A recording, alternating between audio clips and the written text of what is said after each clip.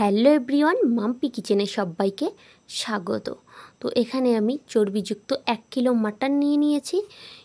চর্বিযুক্ত mutton খেতে কিন্তু আমার খুবই ভালো লাগে, তোমাদেরই নিশ্চয়ই খুবই ভালো লাগে মাটন খেতে। তো মাটনটাকে ধুয়ে বেছে পরিষ্কার করে নিয়েছি, চলো রান্নাটা দেখা যাক। এখানে আমি পরিমাণ মতো দিয়ে দিয়েছি টক দই, দিয়ে দিয়েছি হলুদের গুঁড়ো, লবণ, আর দিয়ে দিয়েছি জিরার গুঁড়ো, দিয়ে দিয়েছি শিলে বাটা শুকনো লঙ্কা দিয়ে ভালো করে আমি কিন্তু এটা ম্যারিনেট করে রেখেছিলাম আধা ঘন্টা পর্যন্ত। যতটা টাইম রাখবে ততই ভালো হবে। তো আমি আধা ঘন্টা রেখেছি, তারপরে আমি একে একে আলুগুলোকে ভেজে নিয়েছি। তো আলুগুলো আমার ভাজা হয়ে গেছে, সব একে একে নামিয়ে নিলাম। এরপরে এখানে ফোড়নে দেওয়ার জন্য নিয়ে নিয়েছি শুকনো লঙ্কা, তেজপাতা আর গোটা গরম মশলা।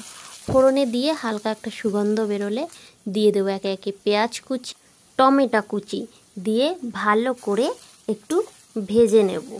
একটু লাল লাল করে ভাজবো, পেঁয়াজটা যত ভালো করে ভাজা হবে গ্রেভিটা কিন্তু তত ভালো হবে। তো তারপরে এখানে দিয়ে দিলাম কাঁচা লঙ্কা, আদা বাটা, দিয়ে দিলাম পেঁয়াজ বাটা আর রসুন বাটা, দিয়ে ভালো করে কিন্তু কষাতে হবে। যতক্ষণ পর্যন্ত তেল না ছাড়বে ততক্ষণ পর্যন্ত কিন্তু কষাতেই হবে। তো তারপরে এখানে দিয়ে দিলাম সেই ম্যারিনেট করা মাংসটা আমি রেখেছিলাম, সেটাকেই আমি দিয়ে দিলাম। ভালো করে এটাকে কিন্তু আমি হালকা আঁচে কষিয়ে নেব, কারণ যেহেতু আমি এটা প্রেশার কুকারে দেব না, সেহেতু আমাকে এটা হালকা আঁচেই রান্না করতে হবে।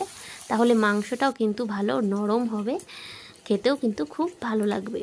তারপরে যখন কষানো হয়ে আসলো, এখানে আমি দিয়ে দিলাম স্বাদ অনুযায়ী চিনি, আর আমি গরম জল করে রেখেছিলাম সেই গরম জলটাই কিন্তু আমি দিয়ে দিয়েছি, আর দিয়ে দিয়েছি আলু, দিয়ে ভালো করে ঢেকে আস্তে জালে কিন্তু এটাকে রান্না করেছি।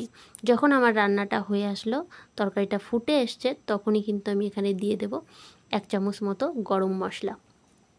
আস্ত গরম মশলা আমি ব্যবহার করেছি, শিলে বেটে নিয়েছিলাম, তোমরা চাইলে গুঁড়ো মশলাও ব্যবহার করতে পারো। আর এখানে দিয়ে দিয়েছিলাম নামানোর আগে 1 চামচ মতো ঘি, দিয়ে আমি এটাকে কিন্তু ঢেকে রেখেছিলাম। তো তারপরে দেখো কালারটা কত সুন্দর এসেছে, আলুটাও যেরকম গলে আছে, মাংসটাও কিন্তু ঠিক ততটাই নরম হয়েছে, খেতে কিন্তু খুবই ভালো লেগেছিল। তোমরা অবশ্যই বাড়িতে ট্রাই করো, আর ভিডিওটা ভালো লেগেছিলে কমেন্ট শেয়ার করো।